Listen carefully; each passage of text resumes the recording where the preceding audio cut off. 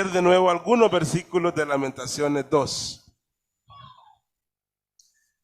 Gracias, hermana.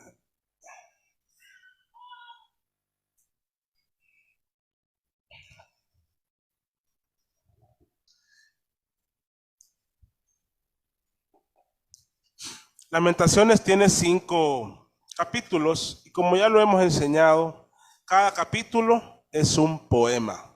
Hoy, una endecha, un lamento, un canto fúnebre, hermanos. Hoy vamos a iniciar el estudio del capítulo 2 y vamos a leer en los versículos, lo vamos a leer hasta el versículo 6, 7.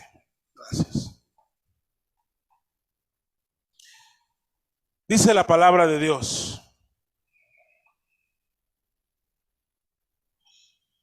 cómo oscureció el Señor en su furor a la hija de Sión. Derribó del cielo a la tierra la hermosura de Israel. Y no se acordó del estrado de sus pies en el día de su furor. Destruyó el Señor y no perdonó. Destruyó en su furor todas las tiendas de Jacob. Echó por tierra las fortalezas de la hija de Judá. Humilló al reino y a sus príncipes. Cortó con el ardor de su ira todo el poderío de Israel. Retiró de él su diestra frente al enemigo y se encendió en Jacob como llama de fuego que ha devorado alrededor. Entesó su arco como enemigo, afirmó su mano derecha como adversario y destruyó cuanto era hermoso. En la tienda de la hija de Sión derramó como fuego su enojo. El Señor llegó a ser como enemigo, destruyó a Israel, destruyó todos sus palacios, derribó sus fortalezas y multiplicó en la hija de Judá la tristeza y el lamento. Quitó su tienda como enramada de huerto. Destruyó el lugar en donde se congregaban. Jehová ha hecho olvidar las fiestas solemnes y los días de reposo en Sión. Y en el ardor de su ira ha desechado al rey y al sacerdote. Desechó el Señor su altar. Menospreció su santuario, ha entregado en mano del enemigo los muros de sus palacios. Hicieron resonar su voz en la casa de Jehová, como en día de fiesta. Vamos a orar. Querido Dios, amante Padre, en esta mañana estamos delante de tu presencia, Señor, esperando que tú nos hables por tu palabra, por medio de la exposición de tu palabra. Haz que las almas aquí presentes escuchen tu palabra para sus corazones. Y por eso, Padre, yo te suplico, te ruego, desde mi corazón te imploro, que me revistas de la humildad requerida para tan honorable tarea de exponer y entregar tu palabra. Oh Señor, controla mi pensamiento, mi ser, lléname de tu Santo Espíritu y dame humildad. Despójame de todo orgullo y de toda cosa que impida que la fidelidad de tu palabra llegue a los corazones de los que oyen. Dame amor, más amor, como el que ya me has dado para los que escuchan, y dales a ellos disposición en sus corazones para aprender más de ti. A todos nosotros sea tu santa palabra, oh Señor, en el nombre de Jesús. Amén. La mano de Dios ejerciendo disciplina a los suyos.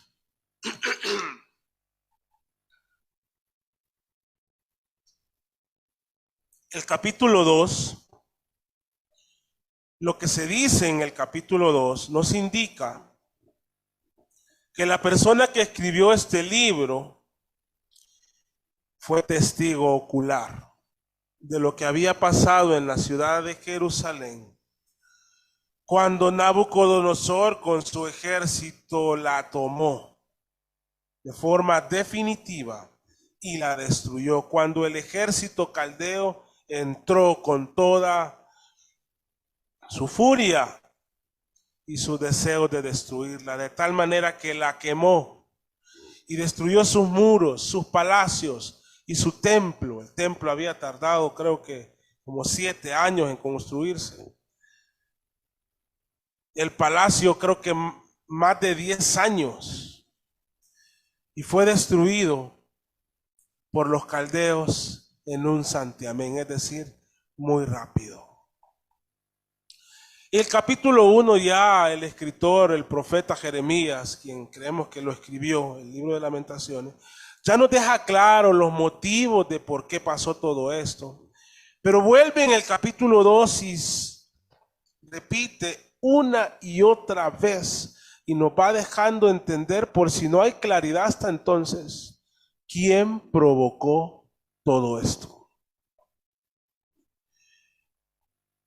Y nos da detalles, hermanos, que le ponen a uno la piel de gallina. Y en medida que vayamos estudiando el capítulo 2, lo vamos a ir conociendo. Y lo que podemos decir, usted puede leer una vez, 2 veces, 3 veces, leerlo a las veces que quiera el capítulo 2. Y se va a dar cuenta que podemos llegar a la conclusión de que la mano de Dios ejerce disciplina, castigo, dirían algunos, a los suyos.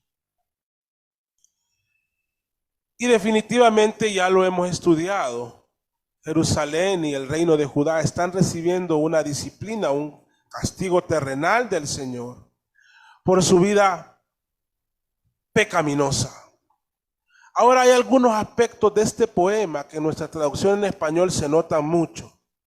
Hay algunas expresiones de la ira de Dios.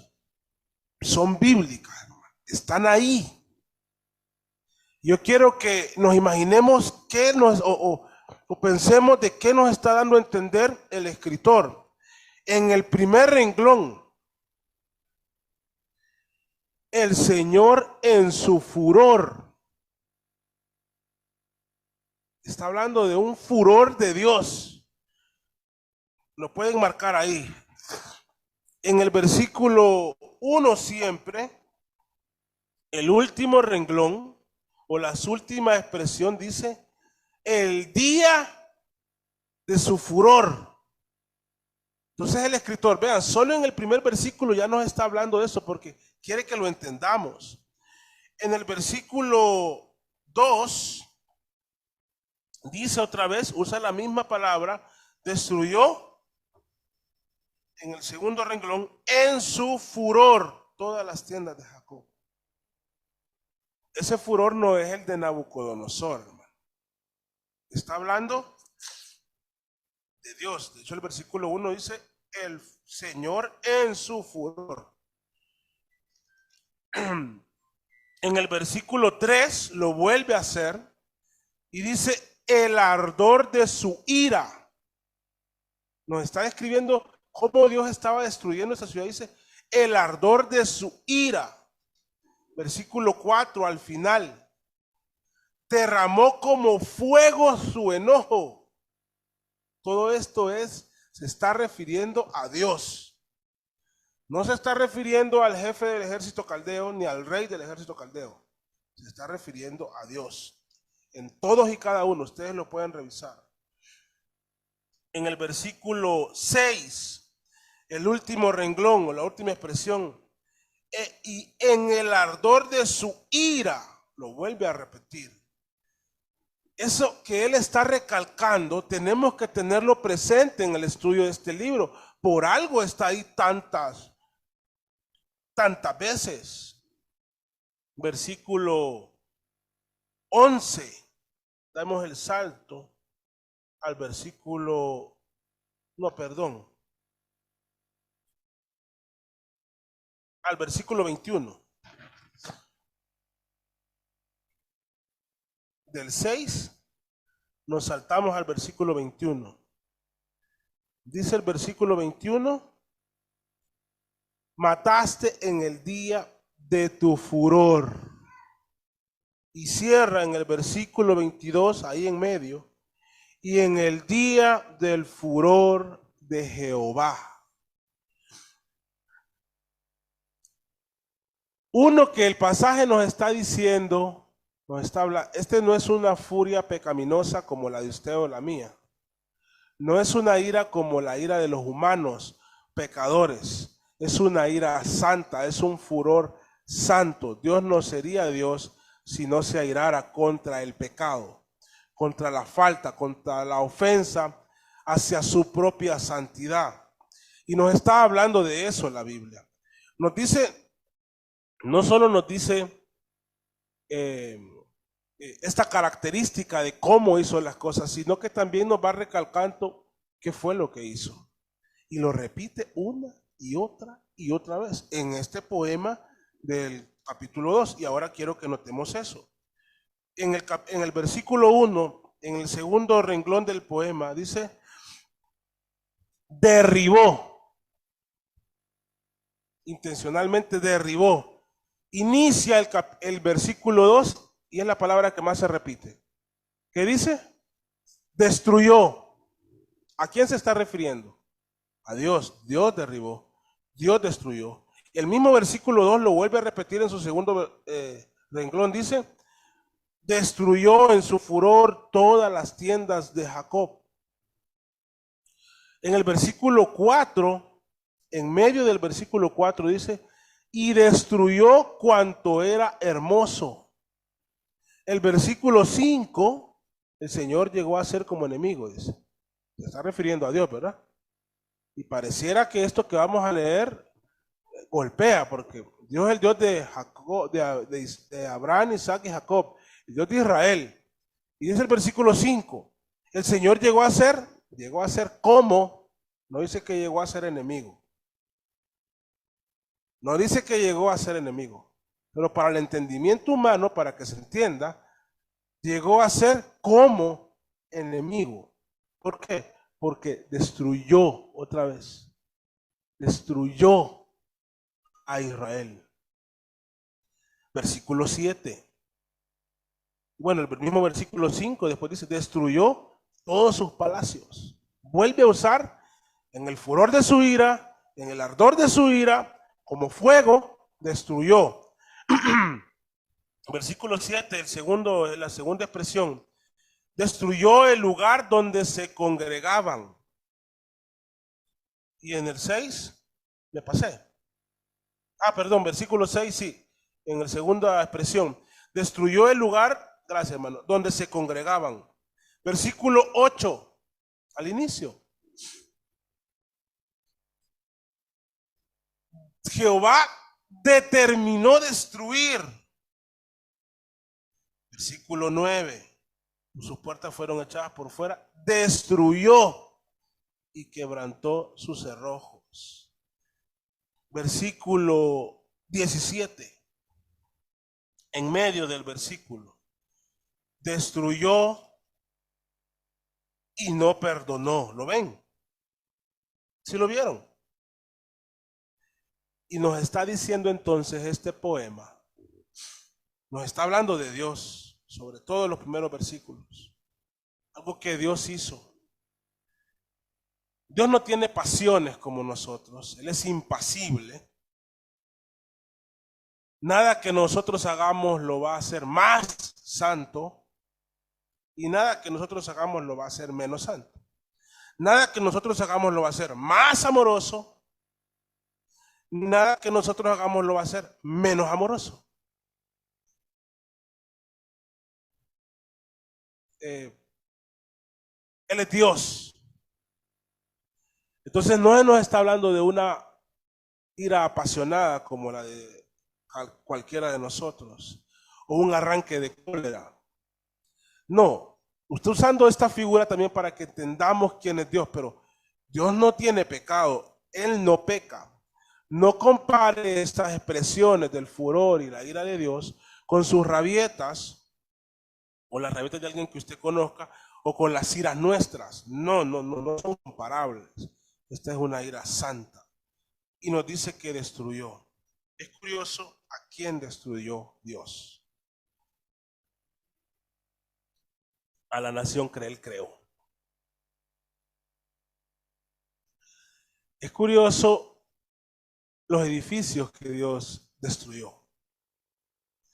Los edificios que Él ordenó que se hicieran y Él proveyó para que se hicieran.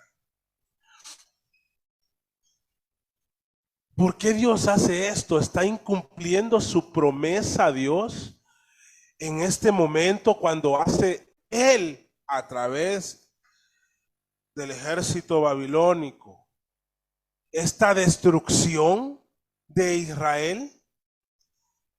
¿Está incumpliendo Dios su pacto con Israel? En ninguna manera, hermanos. Dios no incumple sus pactos. Yo quiero que vayamos a Deuteronomio 4.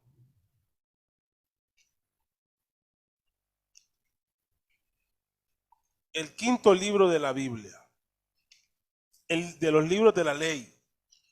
Este resumen de ese pacto.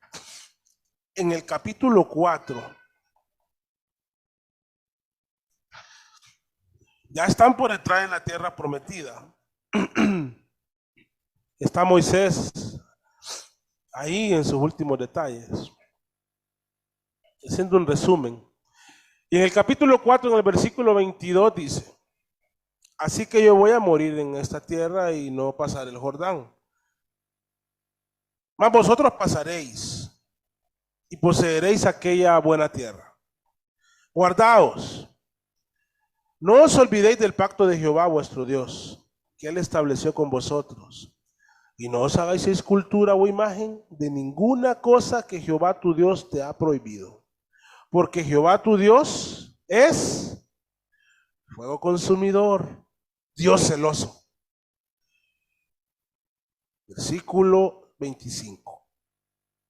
Cuando hayáis engendrado hijos y nietos, y hayáis envejecido en la tierra, si os corrompieres e hicieres escultura o imagen de cualquier cosa, hicieres lo malo ante los ojos de Jehová vuestro Dios, para enojarlo, yo pongo hoy por testigo al cielo y a la tierra, vean, que pronto pereceréis totalmente de la tierra hacia la cual pasáis el Jordán para tomar posesión de ella. No estaréis en ella largos días, sin que seáis destruidos. Dice Moisés dijo, yo pongo el cielo y la tierra, que si después de tanto tiempo, gracias hermano, después de tanto tiempo, ustedes se van tras los ídolos, serán destruidos. Versículo 25. Y Jehová os esparcirá entre los pueblos, y quedaréis pocos en número entre las naciones a las cuales os llevará Jehová. Y serviréis ahí, versículo 28, serviréis ahí a dioses hechos de manos de hombres, de madera y de piedra, que no ven, ni oyen, ni comen, ni huelen. 29. Mas si desde allí buscar de todo corazón, buscares a Jehová tu Dios, lo hallaréis, si lo buscares de todo tu corazón y de toda tu alma. Cuando anduvieres en angustia y te alcanzaren todas estas cosas, si en los postreros días te volvieres a Jehová tu Dios y oyeres su voz, porque Dios misericordioso es Jehová tu Dios, no te dejará ni te destruirá, ni se olvidará del pacto que le juró a sus padres. O sea, está diciendo, si te apartas del Señor, en palabras así, estando en esta tierra después de muchos años, Dios te destruirá, pero te destruirá como la ciudad. Pero al final del día, siempre va a quedar un grupo ahí, aunque sea pequeño. Y si donde sea que Dios te lleve, en este caso cautivos a Babilonia, allá donde estaban Daniel y otros, si desde allá buscares el rostro del Señor, Dios tendrá misericordia de ti. Bueno, hermanos, lo que nos narra el capítulo 2 de Lamentaciones, de que Dios en su furor y en su ira destruía a Israel, en este caso, la ciudad de Judá y toda el reino de la ciudad de Jerusalén y todo el reino de Judá, es el cumplimiento de su palabra. Es el cumplimiento de su palabra. Y en el Antiguo Testamento de muchas maneras podemos ver que la mano de Dios ejerce disciplina sobre los suyos. ¿Cuál es el objetivo de Dios al traer disciplina sobre los suyos? Que su corazón se doblegue ante Él. Y desen cuenta de algo. Dios puede provocar la destrucción de lo que Él construyó, si se apartan del Señor, si se llenan de orgullo y de soberbia. Dios puede, hermanos, en un abrir y cerrar de ojos, derrumbar toda una ciudad que se rebela contra Él, según los designios de su voluntad. Él lo puede hacer. Y con Jerusalén lo hizo. Y hoy que estamos en la época de la iglesia neotestamentaria, ¿será que Dios sigue, la mano de Dios sigue ejerciendo disciplina sobre los suyos? ¿Ha dejado Dios a la iglesia alguna instrucción para ejercer disciplina sobre los suyos, sobre su propio pueblo? ¿Será que hoy también Dios se encuentra con personas, grupos de personas, iglesias, incluso naciones que se rebelan una y otra vez contra Dios y Dios ejerce su disciplina? Y si queremos decir castigo, entonces pensemos en castigo de una manera limitada, porque todo lo que recibamos contrario a nuestros deseos en esta tierra es un castigo temporal. El verdadero castigo de Dios es eterno. Eso es eterno. Lo que pase aquí es temporal. Por eso uso más la palabra disciplina. Y para eso, hermanos, quiero que por favor leamos un pasaje de las Sagradas Escrituras que está en Hebreos 12.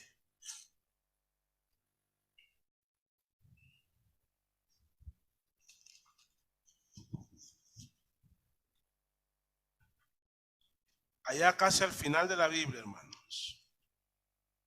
El capítulo 12 de Hebreos. Les pido disculpas por mi estado de salud, pero estar mejor el próximo domingo.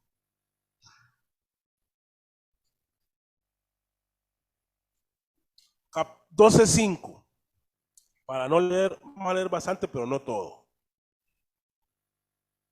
Dice 12:5. Y había olvidado la exhortación que como a hijos se os dirige diciendo: hijo mío, no desprecies la disciplina del Señor, ni desmayes cuando eres reprendido por Él. Porque el Señor, al que ama, disciplina y da caricia, ¿cómo dice ahí? Azota a todo aquel que recibe por hijo. Si soportáis la disciplina, Dios os trata como hijos, porque ¿qué hijo es aquel a quien el Padre no disciplina?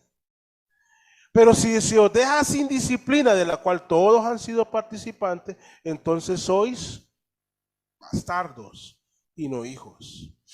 Por otra parte, tuvimos en nuestro Padre terrenal terrenales que nos disciplinaban, gloria a Dios por eso, y los venerábamos. ¿Por qué no obedeceremos mucho mejor al Padre de los espíritus y viviremos? Y aquellos, ciertamente por pocos días nos disciplinaban como a ellos les parecía, pero para lo que nos es provechoso, para que participemos de su santidad. Es verdad que ninguna disciplina al presente parece ser causa de gozo, sino de tristeza, pero después da fruto apacible de justicia a los que en ella han sido ejercitados. Por lo cual, levantad las manos caídas y las rodillas paralizadas, y haced sendas derechas para vuestros pies, para que el cojo no se salga del camino, sino que sea sanado. Podríamos seguir leyendo y creo que vamos a leer otra parte de Hebreos 12. La disciplina es bíblica, la disciplina de Dios es bíblica. Y en los tiempos en los cuales nosotros estamos viviendo, la disciplina en la iglesia local es algo que debe ser ejercido. Han pasado, sobre todo un fenómeno, que la palabra disciplina en la iglesia ha quedado reservada para escándalos sexuales, escándalos financieros o de pleitos. Pero si uno revisa las Sagradas Escrituras, la disciplina no solo es para los escándalos. La iglesia, esta comunidad, todos, el pastor y sus miembros, debemos de velar por algunos asuntos. La santidad de la iglesia,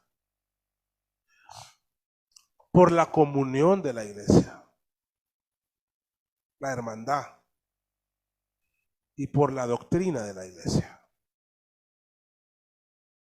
Cuando estas tres cosas, podrían haber más, yo lo resumo en estas tres, creo que las otras subcategorías pueden entrar ahí. Cuando estas tres cosas son amenazadas, la iglesia debe de ejercer disciplina. Dado que las iglesias han dejado los procesos de disciplina para los escándalos, las iglesias se han vuelto muy permisivas. Y yo no estoy diciendo que todas las iglesias, en términos generales. Hay iglesias que la ejercen no solo para los escándalos. Pero han pasado algunas cosas que se le da muy poco cuidado a pecados muy graves dentro de la iglesia, que no son escandalosos. Por ejemplo, la murmuración entre hermanos. Hablar mal del hermano que canta, del que toca, del que dirige, del que recogió la ofrenda, criticar la forma de cómo anda vestido uno o el otro. Cosas que parecen pequeñas, hermano, pero que si se vuelven un hábito dentro de la iglesia, son tan dañinas y afectan a la comunión, a la genuina comunión de la iglesia.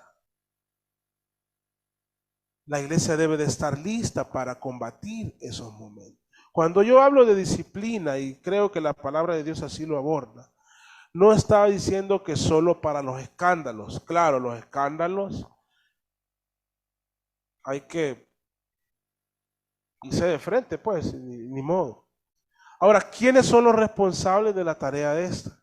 Dios ha determinado para la época de la iglesia que la misma iglesia ejerza disciplina. Hermanos, ¿qué prefieren ustedes? ¿Que Dios se encargue directamente de poner disciplina a ustedes o que haya delegado a la iglesia, al pastor, el liderazgo y a los miembros de la iglesia esa labor? Si la ejerce como se la ejerció a Jerusalén y a Judá, pues lean el capítulo 2, con el furor de su ira. Con toda su ira, destruyó. En el Nuevo Testamento tenemos un ejemplo cuando Dios se hizo cargo de la disciplina. Al inicio de la iglesia, en Hechos, vayan conmigo, por favor. Es una historia ya muy conocida de Ananías y Zafira. Y siempre los confundo con otros, por eso me gusta mejor leerlo. ¿Recuerdan la historia de Ananías y Zafira? La iglesia estaba creciendo, muchos se habían quedado en Jerusalén pensando que Cristo ya volvía. Y ahí, ¿para qué vamos a volver a nuestra tierra? Quedémonos aquí. Y la gente empezó a vender sus heredades, entre ellos Bernabé. Empezó a vender sus heredades para poder atender las necesidades de subsistencia de los que estaban ahí. Una pareja, Ananías y Zafira, quisieron dar la impresión de que eran bondadosos. Quisieron decir, bueno, la gente sabe que tenemos bienes, vendamos uno. Y démoslo y digamos que lo vamos a dar para el beneficio de la iglesia. Sin embargo, no demos todo. Vamos a decirle a la iglesia y hacer creer a la iglesia que vamos a dar todo el valor del bien, pero no lo vamos a dar todo. Eso lo acordaron entre ellos dos. Entonces lo vendieron, hicieron creer a la iglesia que habían dado todo, pero solo habían llevado una parte. En eso, en el versículo 3 de Hechos 5, bueno, Pedro sabía lo que había pasado, Dios se lo había dado y se lo llevaron a los apóstoles, a Pedro, la parte que ellos habían determinado dar. Y Pedro solo le dice a Ananías, ¿por qué llenó Satanás tu corazón para que mintiese al Espíritu Santo y sustrajeses del precio de la heredad? Reteniéndola, no se te quedaba a ti, y vendida no estaba en tu poder. ¿Por qué pusiste esto en tu corazón? Es decir, si no la querías vender, no estabas obligado. Si la querías vender y dar una parte, hubieras dicho, voy a dar una parte. Pero no has mentido a los hombres, sino a Dios. Una cosa es mentirle a Dios, otra cosa es engañarlo. No lo engañaron. Al oír a Ananías estas palabras, cayó. ¿Y qué dice? Expiró. ¿Entienden esa palabra? Murió. Y vino un gran temor sobre todos los que oyeron. Y levantándose los jóvenes lo envolvieron y sacándolo lo sepultaron. Pasado un lapso como de 3 horas, eso fue algo rápido, miren, a saber el olor fétido que empezó a tirar por la mano de Dios desde un momento y lo fueron a sepultar. Pasando al versículo 7, un lapso como de 3 horas sucedió que entró su mujer, no sabiendo lo que había acontecido. Entonces Pedro le dijo, dime, ¿vendiste en tanto la heredad? Ella dijo, sí, en tanto, o sea, en lo que habían dado. Y Pedro le dijo, porque conveniste en tentar al Espíritu del Señor. ¿Por qué conveniste en tentar al Espíritu del Señor? He aquí a la puerta los pies de los que han sepultado a tu marido y te sanarán a ti. Al instante cayó a los pies de él y expiró. Dios no nos está diciendo con este pasaje que Él va a actuar siempre así. No, ya lo explicamos cuando tuvimos una serie de hechos. Pero Dios en la iglesia ha designado que también cuando se descubran cosas impropias, se haga disciplina. Personalmente, aún con los errores que puedan tener los hombres, preferiría el castigo de los hombres al castigo de Dios.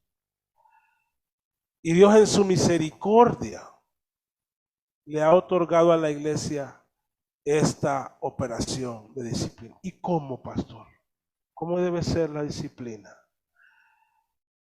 En nuestros tiempos, ¿verdad? En Mateo 18 está muy claro, hermano. Solo lo vamos a leer para que ustedes lo vean. Ahí está bastante claro. El versículo 15. Esto, cuando uno estudia la Biblia se da cuenta que esto aplica a todo lo que es la disciplina.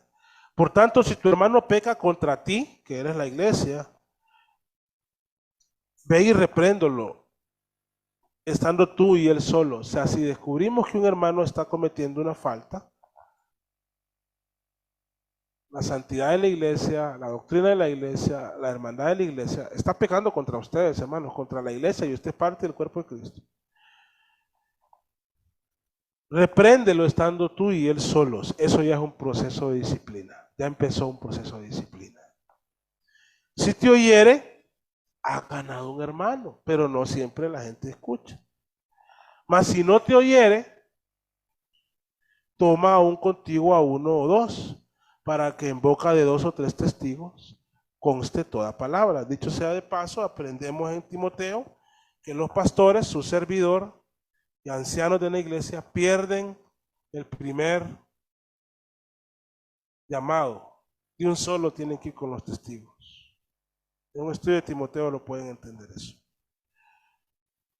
Mas si no te oyere, toma aún contigo a uno o dos, para que en boca de dos o tres testigos conste toda palabra. Si no los oyere a ellos, dilo a la iglesia. Y eso no es murmuración. Eso no es maldad. Hay que decírselo a la iglesia. Y si no oyere a la iglesia, tenle por gentil y publicano. En Corintios claramente nos dice que lo expulsemos de la iglesia, que lo desechemos. Puede seguir viniendo, pero no es parte de nuestra comunión.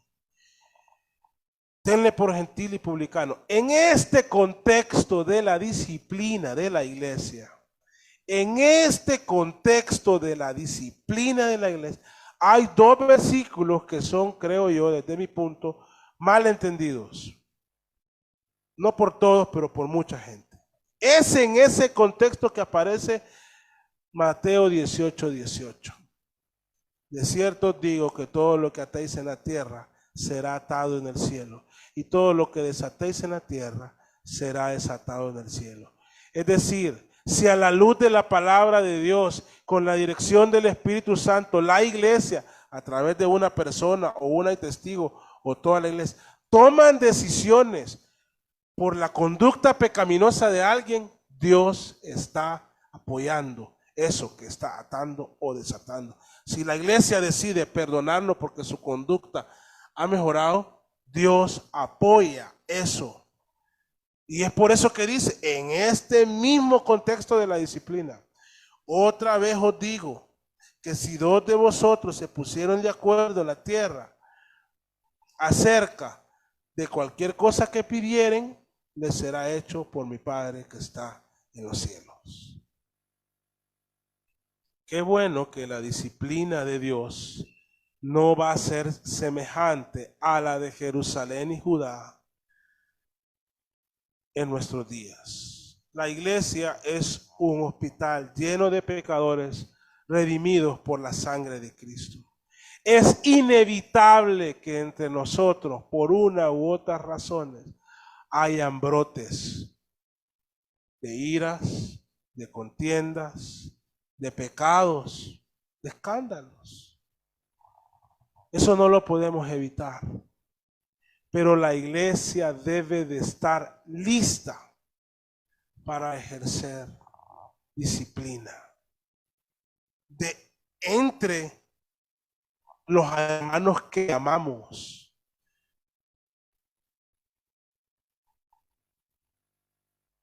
No creo que para Jeremías era fácil narrar todo lo que estaba narrando, porque él amaba a su nación, él amaba su ciudad, él amaba el templo.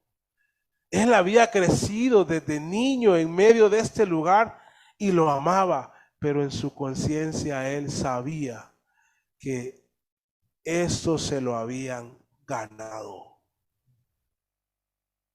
No es fácil para una iglesia, para un hermano en Cristo, para un pastor o para un miembro de la iglesia ejercer la disciplina hacia un hermano o hacia una hermana. No es fácil, pero hay que obedecer a la palabra de Dios. Dios destruyó Destruyó totalmente la ciudad de Jerusalén, de tal manera que luego aparece Esdras, Nehemías, para volver a reconstruir, Ageo, diciéndole, construyamos otra vez el templo, Nehemías, levantemos los muros junto con Esdras, porque eso quedó, hermanos, destruido.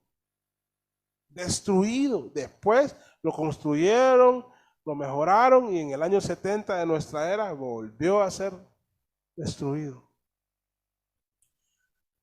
Hermanos, la disciplina del Señor hacia los suyos es un acto de amor. Dios lo que busca en el corazón de aquellos que está disciplinando es que sus corazones se vuelquen a Él. Y es por esa razón que da la iglesia estas indicaciones, para que darle la oportunidad a la persona que reflexione y que pida perdón y que lo diga. Y es por eso que el pecado se va haciendo cada vez más público. Lo notaron, ¿verdad? Ahora, ¿dónde queda eso que Dios es amor, que la iglesia es amor, si vamos a poner en evidencia en público el pecado de alguien? ¿Sería algo contrario a la fe que predicamos?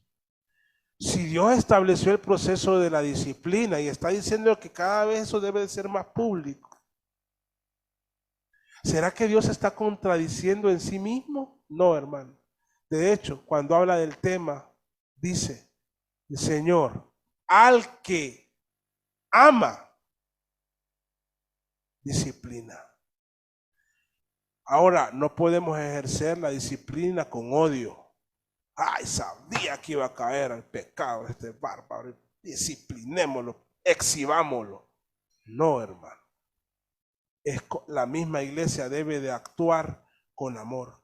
Entonces podríamos decir que en esto que nos narra el segundo poema de Lamentaciones, estamos encontrando el amor de Dios. Si leemos Lamentaciones, podríamos decir que Dios ama a Judá y Jerusalén en el capítulo 2. De hecho, el versículo 17 nos dice, Jehová ha hecho lo que tenía determinado. Ha cumplido su palabra, la cual había mandado de tiempo antiguo, ya la fuimos a leer. Sí, hermanos, aunque no parezca muchas veces en la vida lo que Dios permite que nos suceda o hace que nos suceda, y que para nuestros ojos no lo contemplamos que sea para nuestro bienestar, es porque Él nos ama. Porque seguramente nuestro corazón no se ha entregado completamente a Él, y Él va a estar ahí para que nosotros nos volquemos a Él.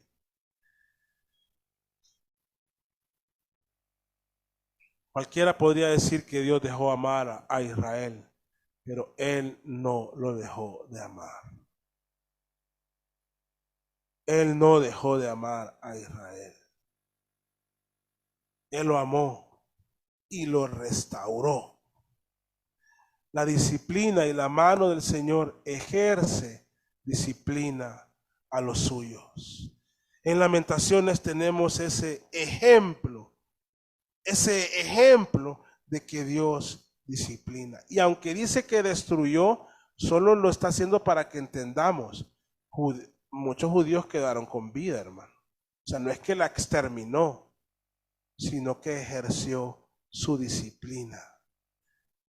Bendito sea el Señor, que la disciplina que ejerce a los suyos, me refiero a aquellos que somos salvos,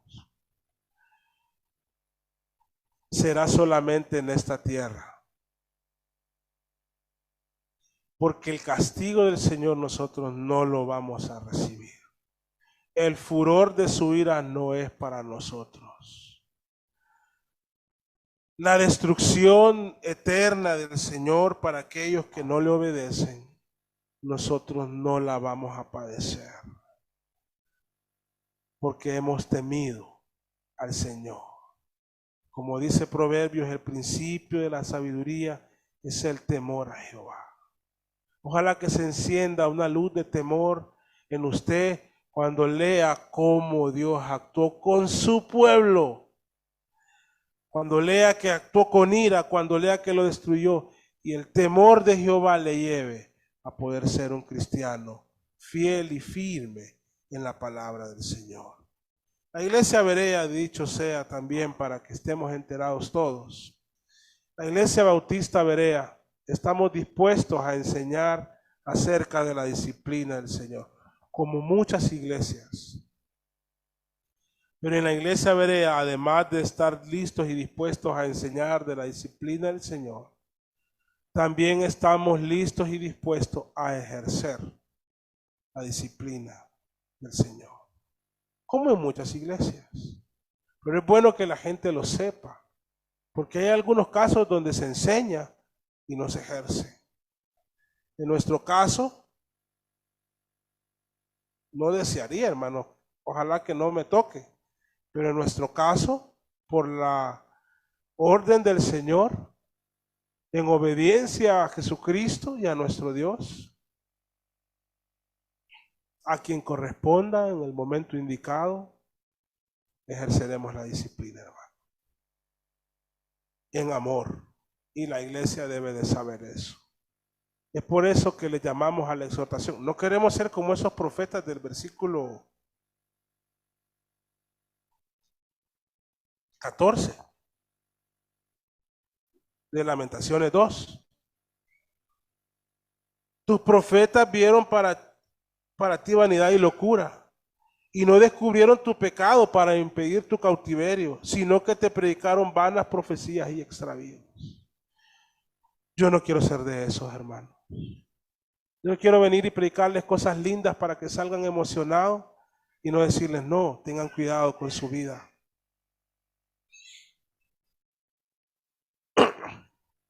Vamos a predicar del versículo 14, el rol del profeta del Señor en nuestros días, ante el pecado de la sociedad. Pero yo no quiero ser de esos. Más deseo que nuestros corazones estén volcados al Señor. Y usted puede reflexionar en su vida. Si usted está creciendo en el Señor o está estancado en el Señor, porque cuando no crecemos somos vulnerables a caer en muchos pecados y a que recibir la disciplina del Señor, venga por la iglesia o por la mano de Dios. El Señor, así como ejerció disciplina sobre Judá y Jerusalén, la ejerce en el día de hoy sobre aquellos hijos que ama, pero que están resbalando en el pecado. Vamos a finalizar aquí. Bendito Dios y Padre, gracias por tu palabra, Señor. Te pido que dejes en el corazón nuestro, en el de todos nosotros, el deseo de tener mayor comunión contigo. Porque no queremos fallarte, Señor, queremos ser obedientes a ti. No queremos ser disciplinados por ti, Señor. Queremos ser usados para tu gloria. Así que ayúdanos a tener una vida de devoción y a crecer en piedad, Señor. Y hacer los ajustes requeridos en nuestra vida. Porque queremos serte fieles a ti, Padre Santo, para la gloria de Cristo. Queremos vivir agradecidos por la salvación que nos has dado. Y queremos vivir, Señor, en santidad. Santifica tu iglesia con tu palabra. Construye, edifica tu casa, Padre, en nuestro corazón. Ahí es tu morada. No destruyas, Padre, sino ayúdanos a crecer en ti, a crecer cada día más en ti. Te pido por mi salud, Padre, para que tú me mejores en esta semana. En el nombre de Jesús. Amén. Vamos a continuar, hermano.